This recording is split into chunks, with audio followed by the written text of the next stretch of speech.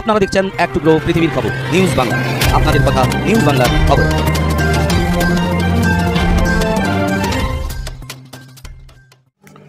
পশ্চিম মেদিনীপুর জেলার খড়গপুর শহরে রেলনগরীর পাশাপাশি পৌরসভার খড়িদা অঞ্চলে ভারতীয় বিদ্যাপীঠ উচ্চ বিদ্যালয়ে অনুষ্ঠিত হচ্ছে রক্তদান শিবির।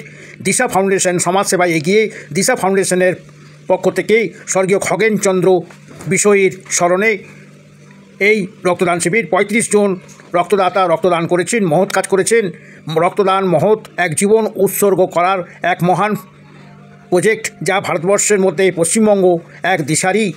এক টুকরো সূত্রকে অর্ণব জানিয়েছেন। উপস্থিত ছিলেন বিশিষ্ট জনেরা। এই অনুষ্ঠানে রক্তদান করেন ২৯ জনের মতো পুরুষ এবং ৬ জনের মতো মহিলা। সমাজে রক্তদানের মূল্যায়ন, বিশেষ করে এই গ্রীষ্মের যে গরমকাল, মার্চ এপ্রিল রক্তের সংকট দেখা দেয় পশ্চিম মেদিনীপুর জেলা শুধু নয়, সারা বাংলায়, সারা ভারতবর্ষে।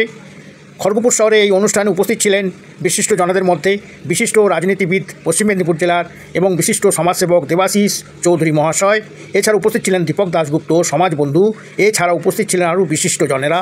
এই অনুষ্ঠানে এক ভাবগম্ভীর পরিবেশে স্বর্গীয় খগেনচন্দ্র বিষয়ের স্মরণে তার প্রতিকৃতিতে ফটোতে মাল্যদান করেন বিশিষ্ট জনেরা।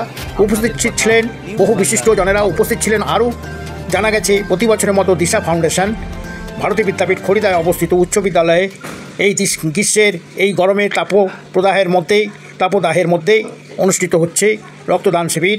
সবাইকে ধন্যবাদ। News reporter Shankar, south Bengal.